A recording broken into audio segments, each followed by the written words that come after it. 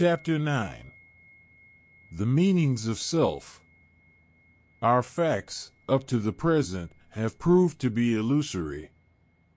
We have seen our things go to pieces, crumbled away into relations that can find no terms. And we have begun, perhaps, to feel some doubt whether, since the plague is so deep-rooted, it can be stayed at any point. At the close of our 7th chapter, we were naturally led beyond the inanimate and up to the self. And here, in the opinion of many, is the end of our troubles. The self, they will assure us, is not apparent, but quite real. And it is not only real in itself, but its reality, if I may say so, spreads beyond its own limits and rehabilitates the selfless. It provides a fixed nucleus round which the facts can group themselves securely.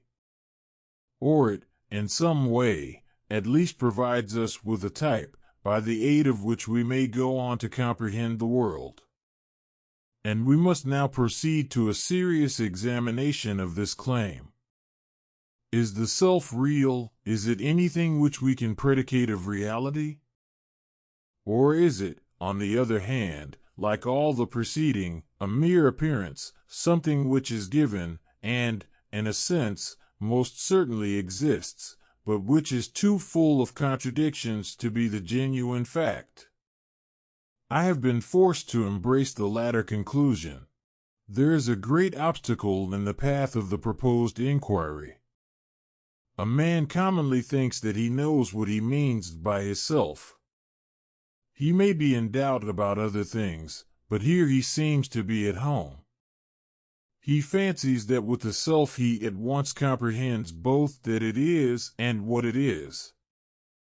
And of course the fact of one's own existence, in some sense, is quite beyond doubt. But as to the sense in which this existence is so certain, there the case is far otherwise.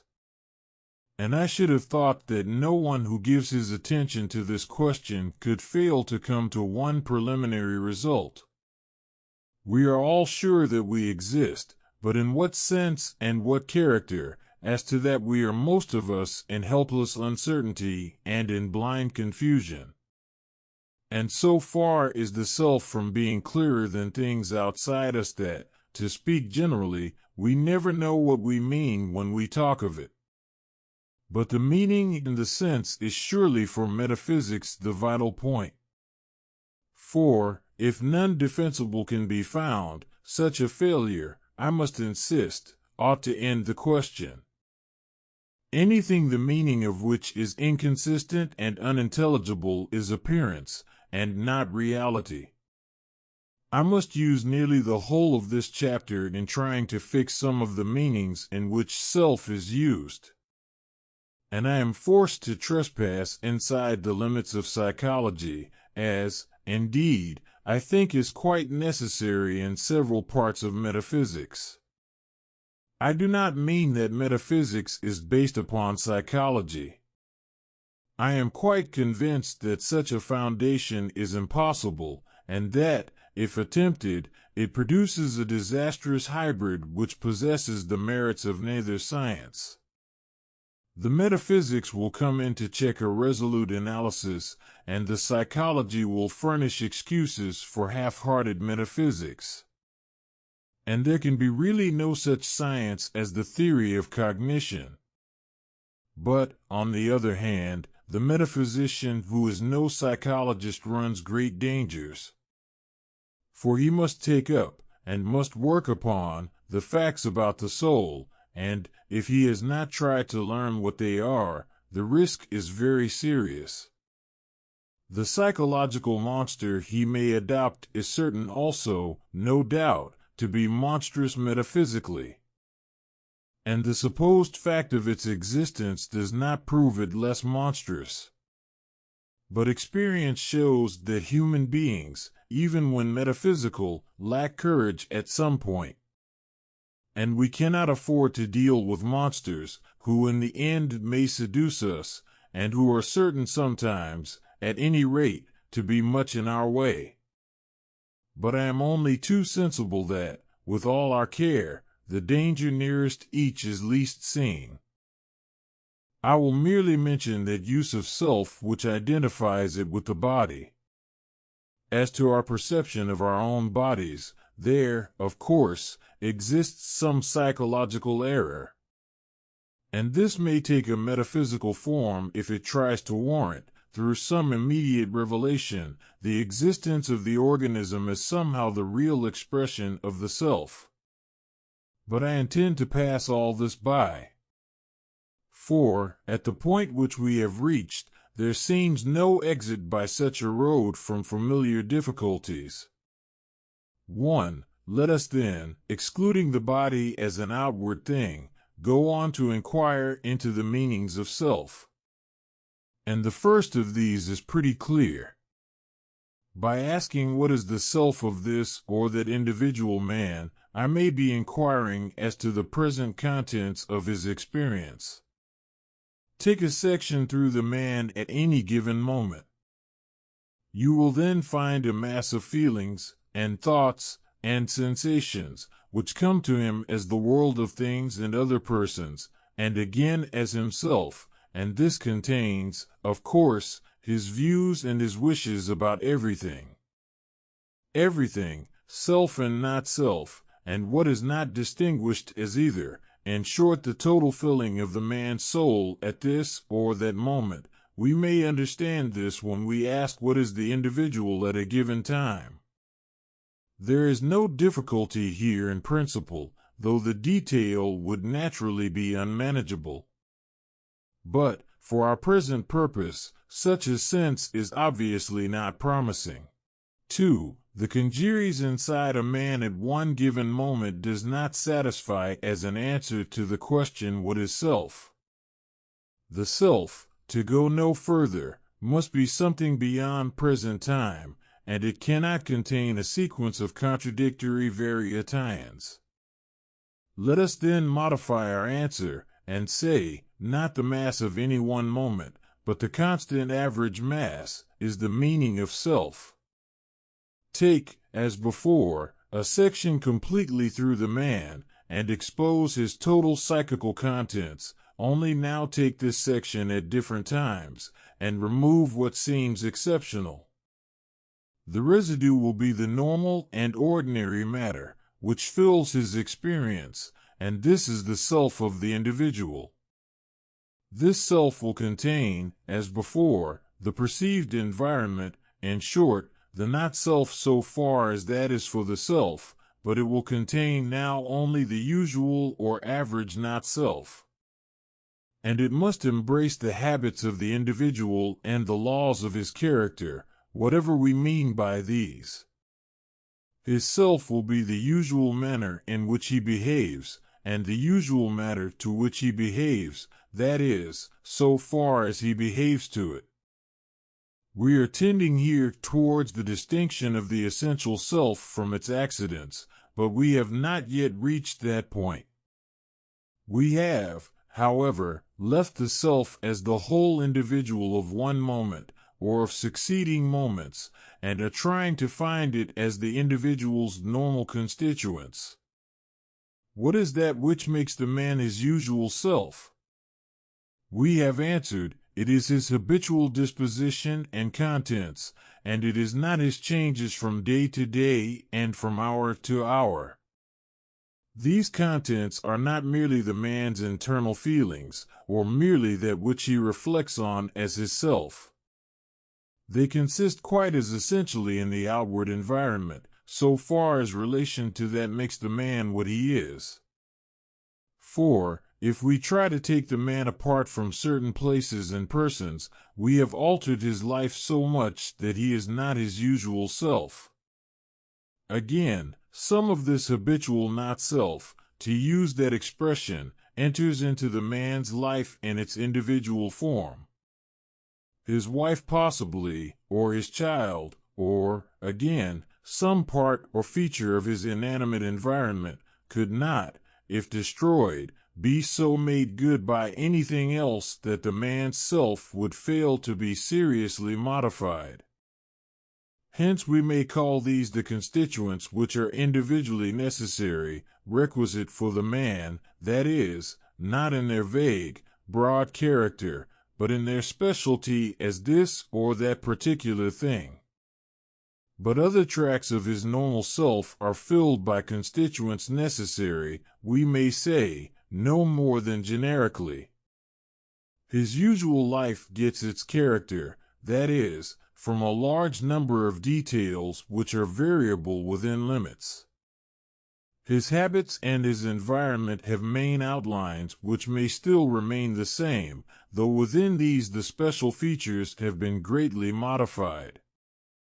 This portion of the man's life is necessary to make him his average self, but, if the generic type is preserved, the special details are accidental. This is, perhaps, a fair account of the man's usual self, but it is obviously no solution of theoretical difficulties.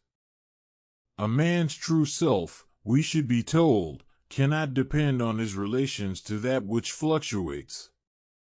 And fluctuation is not the word, for in the lifetime of a man there are irreparable changes. Is he literally not the same man if loss, or death, or love, or banishment has turned the current of his life? And yet, when we look at the facts, and survey the man's self from the cradle to the coffin, we may be able to find no one average. The usual self of one period is not the usual self of another, and it is impossible to unite in one mass these conflicting psychical contents. Either then we accept the man's mere history as his self, and, if so, why call it one? Or we confine ourselves to periods, and there is no longer any single self. Or, finally, we must distinguish the self from the usual constituents of the man's psychical being. We must try to reach the self which is individual by finding the self which is essential. 3. Let us then take, as before, a man's mind, and inspect its furniture and contents. We must try to find that part of them in which the self really consists, and which makes it one and not another. And here, so far as I am aware, we can get no assistance from popular ideas. There seems, however, no doubt that the inner core of feeling, resting mainly on what is called synesthesia, is the foundation of the self. But this inner nucleus, in the first place, is not separated from the average self of the man by any line that can be drawn, and, in the second place, its elements come from a variety of sources. In some cases it will contain, indivisibly from the rest, relation to a not-self of a certain character. Where an individual is such that alteration in what comes from the environment completely unsettles him, where this change may produce a feeling of self-estrangement so severe as to cause sickness and even death, we must admit that the self is not enclosed by a wall. And where the essential self is to end, and the accidental self to begin, seems a riddle without an answer. For an attempt to answer it is baffled by a fatal dilemma. If you take an essence which can change, it is not an essence at all, while, if you stand on anything more narrow, the self has disappeared. What is this essence of the self which never is altered? Infancy and old age, disease and madness, bring new features, while others are borne away. It is hard indeed to fix any limit to the self's mutability. One self, doubtless, can suffer change in which another would perish. But, on the other hand, there comes a point in each where we should agree that the man is no longer himself. This creature lost in illusions, bereft of memory, transformed in mood, with diseased feelings enthroned in the very heart of his being, is this still one self with what we knew? Well, be it so, assert what you are unable to show, that there is still a point untouched, a spot which never has been invaded. I will not ask you to point this out, for I am sure that is impossible. But I urge upon you the opposite side of the dilemma.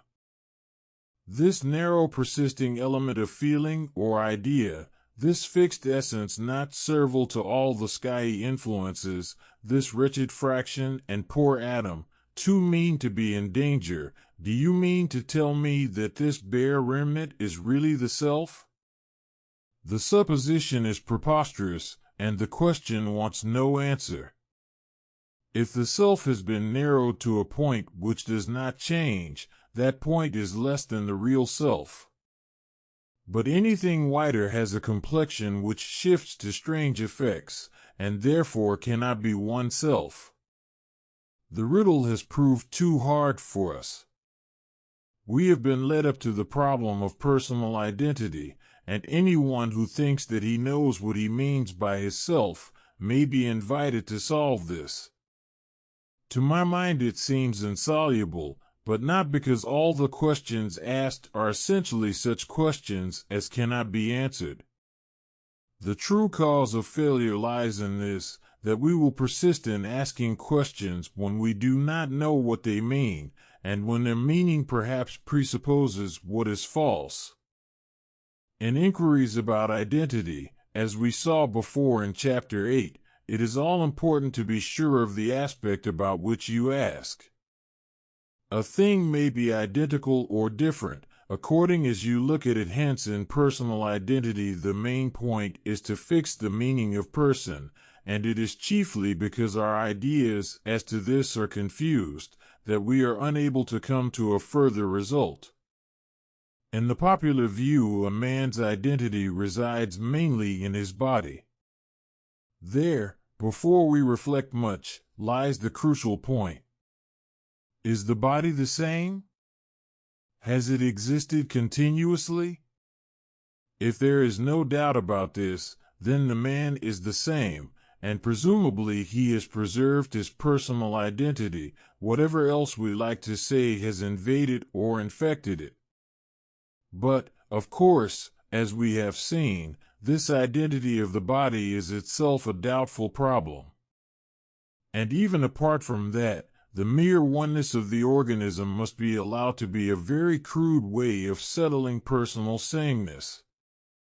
Few of us would venture to maintain that the self is the body. Now, if we add the requirement of psychical continuity, have we advanced much further? For obviously it is not known, and there seems hardly any way of deciding whether the psychical current is without any break. Apparently, during sleep or otherwise, such intervals are at least possible, and, if so, continuity, being doubtful, cannot be used to prove identity. And further, if our psychical contents can be more or less transformed, the mere absence of an interval will hardly be thought enough to guarantee sameness. So far as I can judge, it is usual, for personal identity, to require both continuity and qualitative sameness. But how much of each is wanted, and how the two stand to one another, as to this I can find little else but sheer confusion. Let us examine it more closely. We should perhaps say that by one self we understand one experience. And this may either mean one for a supposed outside observer, or one for the consciousness of the self in question, the latter kind of unity being added to or apart from the first kind. And the self is not one unless within limits its quality is the same. But we have already seen that if the individual is simply viewed from outside, it is quite impossible to find a limit within which change may not come, and which yet is wide enough to embrace a real self. Hence, if the test is only sameness for an outside observer, it seems clear that sometimes a man's life must have a series of selves. But at what point of difference, and on what precise principle, that succession takes place seems not definable. The question is important, but the decision, if there is one, appears quite arbitrary. But perhaps, if we quit the view of the outside observer, we may discover some principle. Let us make the attempt. We may take memory as the criterion. The self, we may hold, which remembers itself is so far one, and in this lies personal identity. We perhaps may wish also to strengthen our case by regarding memory as something entirely by itself, and as, so to speak, capable of anything whatever. But this is, of course, quite erroneous. Memory, as a special application of reproduction, displays no exceptional wonders to a sane psychology, nor does it really offer greater difficulties than we find in several other functions. And the point I would emphasize here is its limits and defects. Whether you take it across its breadth or down its length, you discover a great want of singleness. This one memory of which we talk is very weak for many aspects of our varied life, and is again disproportionately strong for other aspects. Hence it seems more like a bundle of memories running side by side and in part unconnected. It is certain that at any one time what we can recall is most fragmentary. There are whole sides of our life which may be wanting altogether, and others which will come up only in various degrees of feebleness. This is when memory is at its best, and at other times there hardly seems any limit to its failure. Not only may some threads of our bundle be wanting or weak, but, out of those that remain, certain lengths may be missing. Pieces of our life, when we were asleep, or drugged, or otherwise distempered, are not represented. Doubtless the current, for all that, comes to us as continuous. But so it does when things go further, and when in present disease our recollection becomes partial and distorted. Nay, when in one single man there are periodic returns of two disconnected memories, the faculty still keeps its nature and proclaims its identity. And psychology explains how this is so. Memory depends on reproduction from a basis that is present, a basis that may be said to consist in self-feeling. Hence, so far as this basis remains the same through life, it may, to speak in general, recall anything once associated with it. And, as this basis changes, we can understand how its connections with past events will vary indefinitely, both in fullness and in strength. Hence, for the same reason, when self-feeling has been altered beyond a limit not in general to be defined, the base required for reproduction of our past is removed. And, as these different bases alternate, our past life will come to us differently, not as one self, but as diverse cells alternately. And of course these reproduced cells may, to a very considerable extent, have never existed in the past. Now I would invite the person who takes his sameness to consist in bare memory, to confront his view with these facts, and to show us how he understands them. For apparently, though he may not admit that personal identity has degrees, he at least cannot deny that in one life we are able to have more than one self. And, further, he may be compelled to embrace self-sameness with a past which exists, for him only sometimes, and for others not at all. And under these conditions it is not easy to see what becomes of the self. I will, however, go further. It is well known that after an injury followed by unconsciousness which is removed by an operation, our mental life may begin again from the moment of the injury. Now if the self remembers because and according as it is now, might not another self be made of a quality the same, and hence possessing the same past and present recollection? And if one could be made thus, why not also two or three? These might be made distinct at the present time, through their different quality, and again through outward relations, and yet be like enough for each to remember the same past, and so, of course, to be the same. Nor do I see how this supposition is to be rejected as theoretically impossible. And it may help us to perceive, what was evident before, that a self is not thought to be the same because of bare memory, but only so when that memory is considered not to be deceptive. But this admits that identity must depend in the end upon past existence, and not solely upon mere present thinking. And continuity in some degree, and in some unintelligible sense, is by the popular view required for personal identity. He who is risen from the dead may really be the same, though we can say nothing intelligible of his ambiguous eclipse or his phase of half-existence. But a man wholly like the first, but created fresh after the same lapse of time, we might feel was too much to be one, if not quite enough to make two.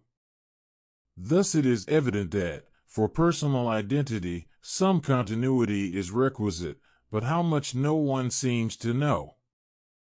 In fact, if we are not satisfied with vague phrases and meaningless generalities, we soon discover that the best way is not to ask questions. But if we persist, we are likely to be left with this result. Personal identity is mainly a matter of degree. The question has a meaning, if confined to certain aspects of the self, though even here it can be made definite in each case only by the arbitrary selection of points of view. And in each case there will be a limit fixed in the end by no clear principle.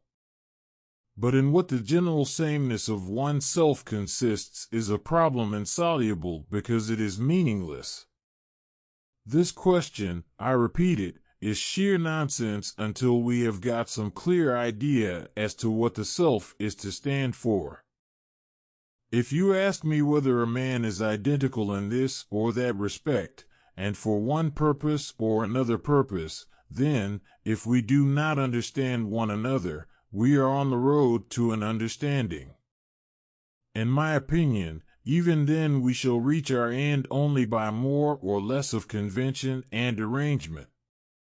But to seek an answer in general to the question asked at large is to pursue a chimera. We have seen, so far, that the self has no definite meaning.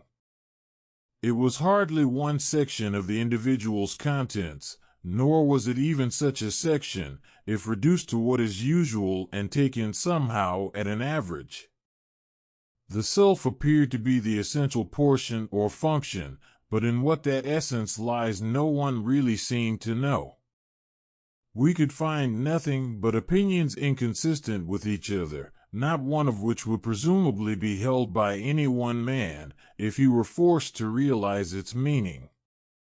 For, by selecting from the individual's contents, or by accepting them in the gross, we have failed to find the self. We may hence be induced to locate it in some kind of monad, or supposed simple being. By this device awkward questions, as to diversity and sameness, seem fairly to be shelved. The unity exists as a unit, and in some sphere presumably secure from chance and from change.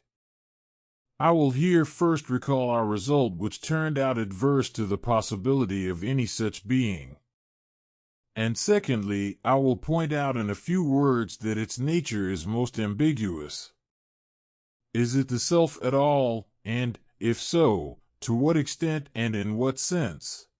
If we make this unit something moving parallel with the life of a man, or, rather, something not moving, but literally standing in relation to his successive variety, this will not give us much help. It will be the man's self about as much as is his star, if he has one, which looks down from above and cares not when he perishes. And if the unit is brought down into the life of the person, and so in any sense suffers his fortunes, then in what sense does it remain any longer a unit? And if we will but look at the question, we are forced to this conclusion. If we knew already what we meant by the self, and could point out its existence, then our monad might be offered as a theory to account for that self. It would be an indefensible theory, but at least respectable as being an attempt to explain something. But, so long as we have no clear view as to the limits and actual fact of the self's existence, our monad leaves us with all our old confusion and obscurity. But it further loads us with the problem of its connection with these facts about which we are so ignorant. What I mean is simply this. Suppose you have accepted the view that self consists in recollection, and then offer me one monad, or two or three, or as many as you think the facts call for, in order to account for recollection. I think your theory worthless, but, to some extent, I respect it, because at least it has taken up some fact, and is trying to account for it. But if you offer me a vague mass, and then a unit alongside, and tell me that the second is the self of the first, I do not think that you are saying anything. All I see is that you are drifting towards this dilemma. If the monad owns the whole diversity, or any selected part of the diversity, which we find in the individual, then, even if you had found in this the identity of the self, you would have to reconcile it all with the simplicity of the monad. But if the monad stands aloof, either with no character at all or a private character apart, then it may be a fine thing in itself, but it is mere mockery to call it the self of a man. And, with so much for the present, I will pass away from this point. 5. It may be suggested that the self is the matter in which I take personal interest. The elements felt as mine may be regarded as the self, or, at all events, as all the self which exists. And interest consists mainly, though not wholly, in pain and pleasure. The self will be therefore that group of feelings which, to a greater or less extent, is constantly present, and which is always attended by pleasure or pain. And whatever from time to time is united with this group is a personal affair and becomes part of self. This general view may serve to lead us to a fresh way of taking self, but it obviously promises very little result for metaphysics. For the contents of self are most variable from one time to another, and are largely conflicting, and they are drawn from many heterogeneous sources. In fact, if the self means merely what interests us personally, then at any one time it is likely to be too wide, and perhaps also to be too narrow, and at different times it seems quite at variance with itself. 6. We are now brought naturally to a most important way of understanding the self. We have, up to the present, ignored the distinction of subject and object. We have made a start from the whole psychical individual, and have tried to find the self there or in connection with that. But this individual, we saw, contained both object and subject, both not-self and self. At least, the not-self must clearly be allowed to be in it, so far as that enters into relation with the self and appears as an object. The reader may prefer another form of expression, but he must, I think, agree as to the fact if you take what in the widest sense is inside a man's mind, you will find there both subject and object and their relation.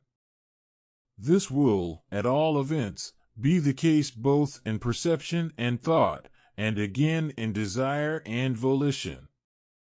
And this self, which is opposed to the not-self, will most emphatically not coincide with the self, if that is taken as the individual or the essential individual. The deplorable confusion, which is too prevalent on this head, compels me to invite the reader's special attention. The psychical division of the soul into subject and object has, as is well known, two main forms. The relation of the self to the not-self is theoretical and practical. In the first we have, generally, perception or intelligence, in the second we have desire and will. It is impossible for me here to point out the distinct nature of each, and still less can I say anything on their development from one root. What seems to me certain is that both these forms of relation are secondary products. Every soul either exists or has existed at a stage where there was no self and no not-self, neither ego nor object in any sense whatever. But in what way thought and will have emerged from this basis, this whole of feeling given without relation, I cannot here discuss. Point 1. Nor is the discussion necessary to an understanding of the crucial point here. That point turns upon the contents of the self and the not-self, and we may consider these apart from the question of origin. Now that subject and object have contents and are actual psychical groups appears to me evident. I am aware that too often writers speak of the ego as of something not essentially qualified by this or that psychical matter. And I do not deny that in a certain use that language might be defended. But if we consider, as we are considering here, what we are to understand by that object and subject in relation, which at a given time we find existing in a soul, the case is quite altered. The ego that pretends to be anything either before or beyond its concrete psychical filling is a gross fiction and mere monster, and for no purpose admissible. And the question surely may be settled by observation. Take any case of perception, or whatever you please, where this relation of object to subject is found as a fact. There, I presume, no one will deny that the object, at all events, is a concrete phenomenon. It has a character which exists as, or in, a mental fact. And, if we turn from this to the subject, is there any more cause for doubt? Surely in every case that contains a mass of feeling, if not also of other psychical existence. When I see, or perceive, or understand, my term of the relation, am palpably, and perhaps even painfully, concrete. And when I will or desire, it surely is ridiculous to take the self as not qualified by particular psychical fact. Evidently any self which we can find is some concrete form of unity of psychical existence. And whoever wishes to introduce it as something, now or at any time, apart or beyond, clearly does not rest his case upon observation. He is importing into the facts a metaphysical chimera, which, in no sense existing, can do no work, and which, even if it existed, would be worse than useless. The self and not-self, as discoverable, are concrete groups, and the question is as to the content of these. What is that content, if any, which is essentially not self or self? Perhaps the best way of beginning this inquiry is to ask whether there is anything which may not become an object and, in that sense, a not-self. We certainly seem able to set everything over against ourselves. We begin from the outside, but the distinguishing process becomes more inward until it ends with deliberate and conscious introspection. Here we attempt to set before, and so opposite to, self our most intimate features. We cannot do this with all at any one time, but with practice and labor one detail after another is detached from the felt background and brought before our view. It is far from certain that at some one time every feature of the self has, sooner or later, taking its place in the not-self, but it is quite certain that this holds of by far the larger part. And we are hence compelled to admit that very little of the self can belong to it essentially. Let us now turn from the theoretical to the practical relation. Is there here anything, let us ask, which is incapable of becoming an object to my will or desire? But what becomes such an object is clearly a not-self and opposed to the self. Let us go at once to the region that seems most internal and inalienable. As introspection discloses this or that feature in ourselves, can we not wish that it were otherwise?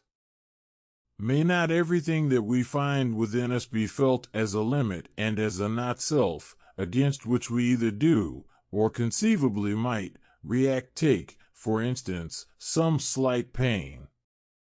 We may have been feeling, in our dimmest and most inward recesses, uneasy and discomposed, and, so soon as this disturbing feature is able to be noticed, we at once react against it.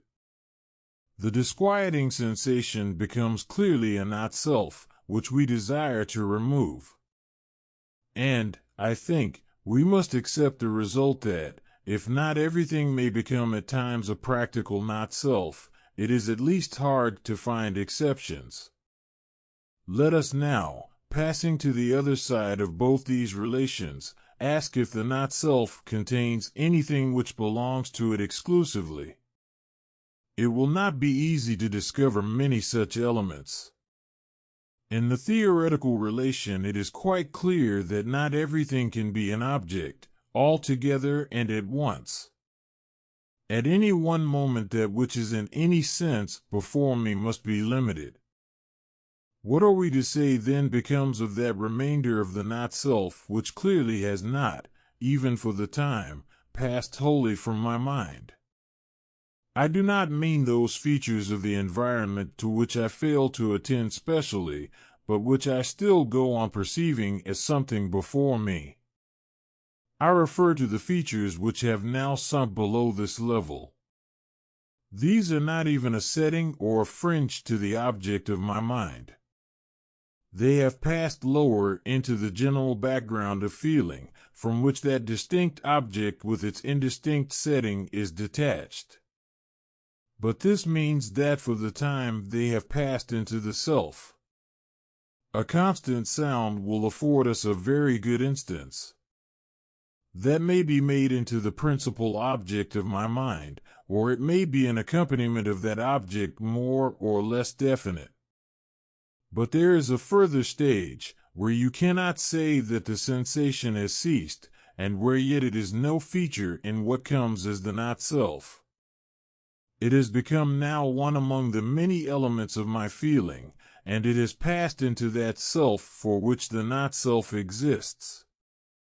I will not ask if with any, or with what, portions of the not-self this relapse may be impossible, for it is enough that it should be possible with a very great deal. Let us go on to look at the same thing from the practical side. There will surely be very difficult to fix on elements which essentially must confront and limit me. There are some to which in fact I seem never to be practically related, and there are others which are the object of my will or desire only from occasion to occasion.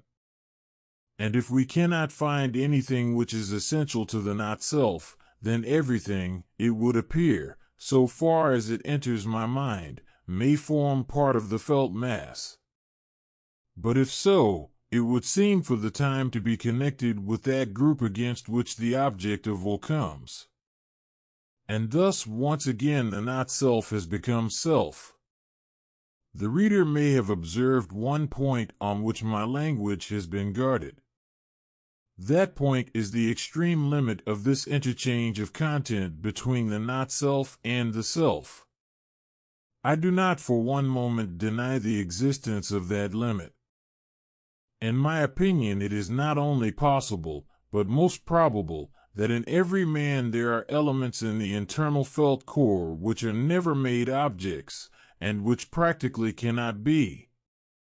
There may well be features in our synesthesia which lie so deep that we never succeed in detaching them, and these cannot properly be said to be ever our not-self.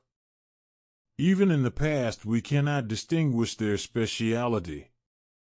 But I presume that even here the obstacle may be said to be practical, and to consist in the obscurity, and not otherwise in the essence, of these sensations. Point 1. And I will barely notice the assertion that pleasure and pain are essentially not capable of being objects. This assertion seems produced by the straits of theory, is devoid of all basis in fact, and may be ignored. But our reason for believing in elements which never are a not-self is the fact of a felt surplus in our undistinguished core. What I mean is this: we are able in our internal mass of feeling to distinguish and to recognize a number of elements. And we are able, on the other side, to decide that our feeling contains beyond these an unexhausted margin. It contains a margin which, in its general idea of margin, can be made an object, but which, in its particularity, cannot be.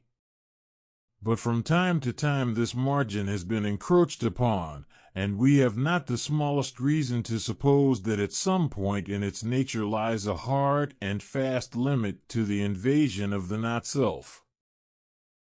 On the side of the not-self, once more, I would not assert that every feature of content may lapse into mere feeling, and so fuse itself with the background. There may be features which practically manage never to do this. And, again, it may be urged that there are thought products not capable of existence, save when noticed in such a way as must imply opposition to self. I will not controvert this, but will suggest only that it might open a question as to the existence in general of thought products within the feeling self, which might further bewilder us. I will come to the conclusion, and content myself with urging the general result. Both on the side of the self and on the side of the not-self, there are, if you please, admitted to be features not capable of translocation. But the amount of these will be so small as to be incapable of characterizing and constituting the self or the not-self. The main bulk of the elements on each side is interchangeable. If at this point we inquire whether the present meaning of self will coincide with those we had before, the answer is not doubtful.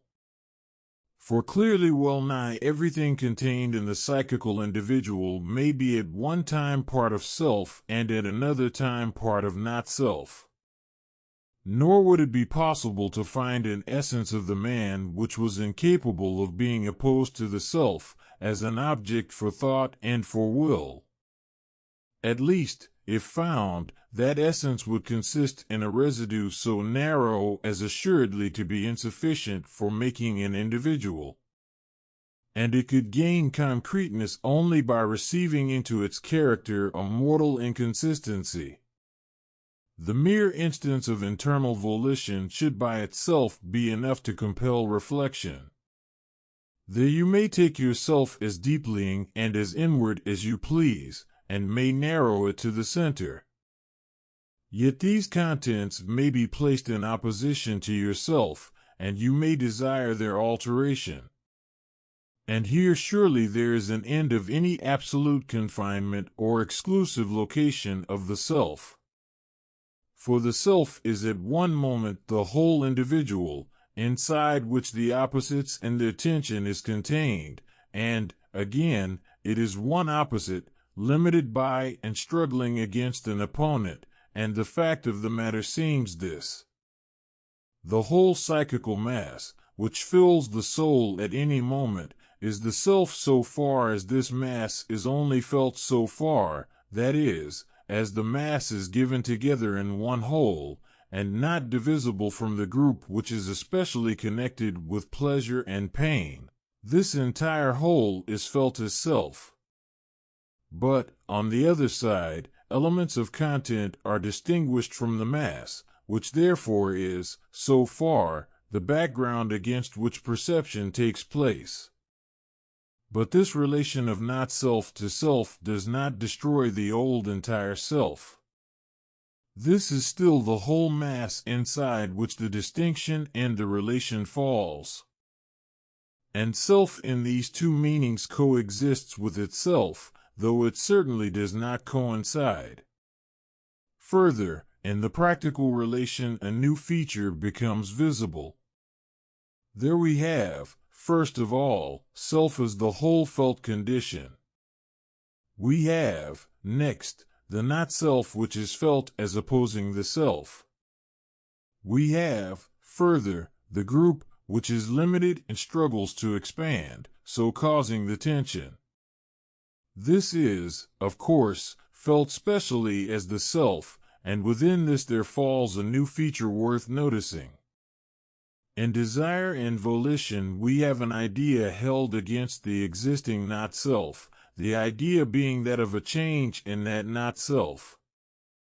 This idea not only is felt to be a part of that self which is opposed to the not-self, it is felt also to be the main feature and the prominent element there. Thus we say of a man that his whole self was centered in a certain particular end. This means, to speak psychologically, that the idea is one whole with the inner group which is repressed by the not-self, and that the tension is felt emphatically in the region of the idea. The idea becomes thus the prominent feature in the content of self. And hence its expansion against, or contraction by, the actual group of the not-self is felt as the enlargement or the restraint of myself. Here, if the reader will call to mind that the existing not-self may be an internal state, whose alteration is desired, and, again, if he will reflect that the idea, viewed theoretically, itself is a not-self, he may realize the entire absence of a qualification attached to, and indivisible from, one special content. We have yet to notice even another meaning which is given to self. But I must first attempt at this point to throw further light on the subject of our 7th chapter. The perception by the self of its own activity is a corner of psychology which is dangerous if left in darkness. We shall realize this danger in our next chapter, and I will attempt here to cut the ground from beneath some blind prejudices. My failure, if I fail, will not logically justify their existence. It may doubtless be used in their excuse, but I am forced to run that risk for the sake of the result. The perception of activity comes from the expansion of the self against the not-self, this expansion arising from the self. And by the self is not meant the whole contents of the individual, but one term of the practical relation described above. We saw there how an idea, over against the not-self, was the feature with which the self-group was most identified. And by the realization of this idea the self therefore is expanded, and the expansion, as such, is always a cause of pleasure. The mere expansion, of course, would not be felt as activity, and its origination from within the self is of the essence of the matter, but there are several points necessary for the comprehension of this view. The reader must understand, first of all, that the expansion is not necessarily the enlargement of the self in the sense of the whole individual. Nor is it even the enlargement of the self as against the not-self, and every meaning of those terms. It is the expansion of the self so far as that is identified with the idea of the change. If, for example, I wish to produce self-contraction, then that also would be enlargement, because in it the idea, before limited by the fact of a greater area, would transcend that limit.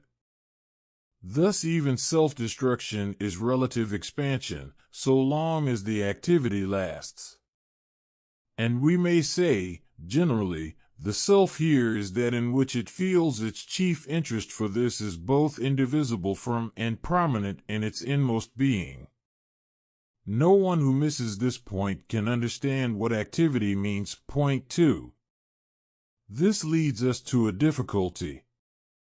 For sometimes clearly I am active, where there is no idea proper, and, it might be added, even no limiting not self. I will take the last point first. Let us, for argument's sake, imagine a case where, with no outside other, and no consciousness of an empty environment, the self feels expansion. In what sense can we discover any not self here? The answer is simple. The self, as existing, is that limit to itself which it transcends by activity. Let us call the self, as it is before the activity, A, and, while active, AB. But we have a third feature, the inner nature of A, which emerges in AB. This, as we saw, is the idea of the change, and we may hence write it B. We have, therefore, at the beginning not merely A, but in addition A qualified by B, and these are opposite to one another. The unqualified A is the not-self of A as identified with B, and the tension between A and A is the inner source of the change, which, of course, expands B to B, and by consequence, so far, A. We may, if we like these phrases, call activity the ideality of a thing carrying the thing beyond its actual limit. But what is really important is the recognition that activity has no meaning, unless in some sense we suppose an idea of the change, and that, as against this idea in which the self feels its interest, the actual condition of the self is a not-self. 6. And this, of course, opens a problem. For in some cases where the self apprehends itself as active, there seems at first sight to be no idea. But the problem is solved by the distinction between an idea which is explicit and an idea not explicit. The latter is ideal solely in the sense that its content is used beyond its existence. It might indeed be argued that, when we predicate activity, the end is always transferred in idea to the beginning. That is doubtless true, but, when activity is merely felt, there will never be there an explicit idea. And, in the absence of this, I will try to explain what takes place. We have first a self which, as it exists, may be called AC. This self becomes ACD, and is therefore expanded. But bare expandedness is, of course, by itself not activity, and could not be so felt. And the mere alteration, consequently, of AC to ACD would be felt only as a change, and as an addition made to the identical A. When these differences, C and D, are connected before the mind by the identical A, and for the perception of change they must be connected, there is, so far, no action or passivity, but a mere change which happens. This is not enough for activity, since we require also the idea of D and AC, and this idea we do not have in an explicit form. But what, I think, suffices is this. AC, which as a fact passes into ACD, and is felt so to pass by the perception of a relation of sequence, is also previously felt as ACD. That is, in the A, apart from and before its actual change to D, we have the qualification ACD wavering and struggling against AC. AC suggests ACD, which is felt as one with it, and not as given to it by anything else. But this suggestion ACD, as soon as it arises, is checked by the negative, mere AC, which maintains its position. A is therefore the site of a struggle of ACD against AC. Each is felt in A as belonging to it and therefore as one, and there is no relation yet which serves as the solution of this discrepancy. Hence comes the feeling that A is, and yet is not, ACD. But when the relation of sequence seems to solve this contradiction, then the ensuing result is not felt as mere addition to AC. It is felt as the success of ACD, which before was kept back by the stronger AC. And thus, without any explicit idea, an idea is actually applied, for there is a content which is used beyond and against existence. And this, I think, is the explanation of the earliest felt activity. This brief account is naturally open to objections, but all that a not mere misunderstanding can, I believe, be fully met. The subject, however, belongs to psychology, and I must not here pursue it. The reader will have seen that I assume, for the perception of change, the necessity of connecting the end with the beginning. This is effected by redintegration from the identical A, and it is probably assisted at first by the after sensation of the starting place, persisting together with the result. And this I am obliged here to assume. Further, the realization of ACD must not be attached as an adjective to anything outside A, such as E. This would be fatal to the appearance of a feeling of activity. A must, for our feeling, be ACD, and, again, that must be checked by the more dominant AC. It must be unable to establish itself, and yet must struggle, that is, oscillate and waver. Hence a wavering ACD, causing pleasure at each partial success, and resisted by AC, which you may take, as you prefer, for its negative or its privation. This is what afterwards turns into that strange scandalous hybrid, potential existence. And S, as a content that is rejected by existence, is on the highway to become an explicit idea. And with these two scanty explanations I must return from the excursion we have made into psychology. Point 7. There is still another meaning of self which we can hardly pass by, though we need say very little about it at present. I refer to that use in which self is the same as the mere self or the simply subjective. This meaning is not difficult to fix in general.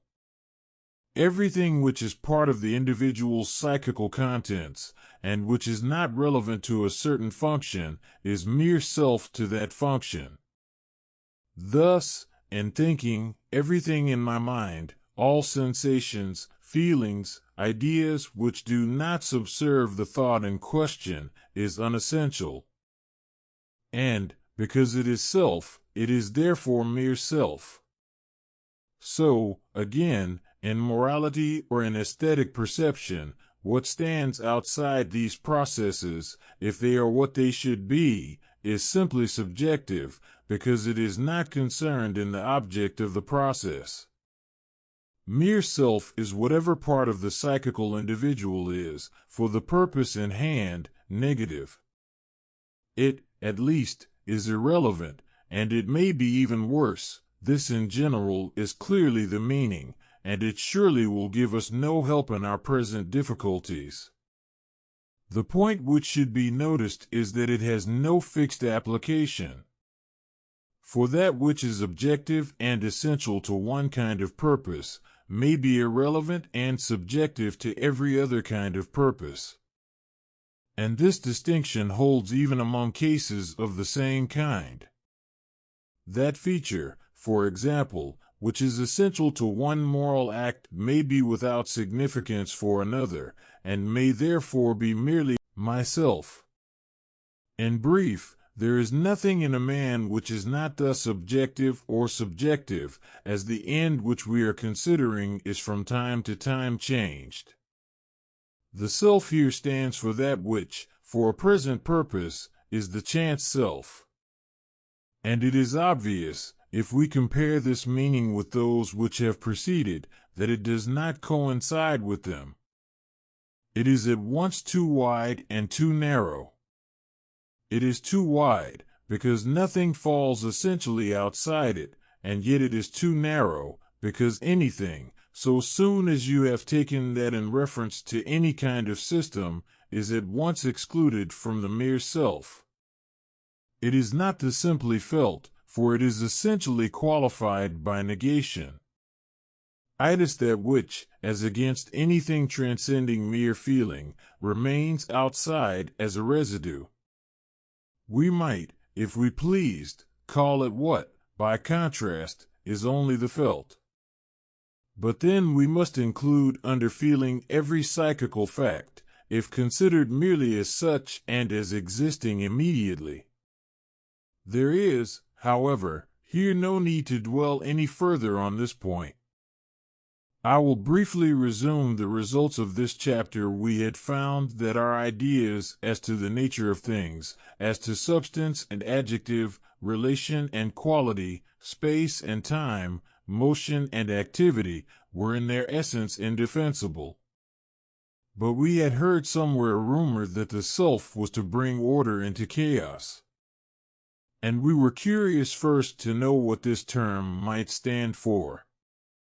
The present chapter has supplied us with an answer too plentiful.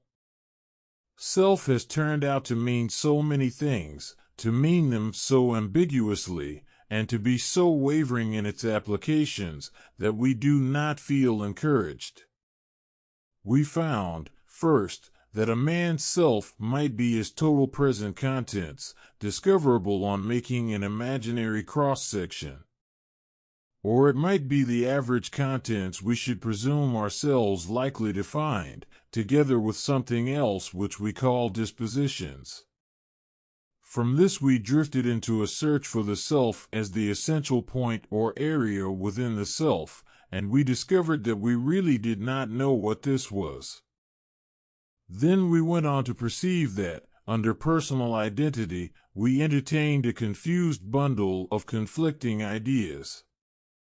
Again the self, as merely that which for the time being interests, proved not satisfactory, and from this we passed to the distinction and the division of self as against the not-self. Here, in both the theoretical and again in the practical relation, we found that the self had no contents that were fixed, or it had, at least, none sufficient to make it a self.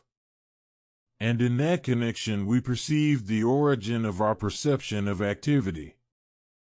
Finally, we dragged to the light another meaning of self, not coinciding with the others, and we saw that this designates any psychical fact which remains outside any purpose to which at any time psychical fact is being applied. In this sense self is the unused residue, defined negatively by want of use, and positively by feeling in the sense of mere psychical existence. And there was no matter which essentially fell, or did not fall, under this heading.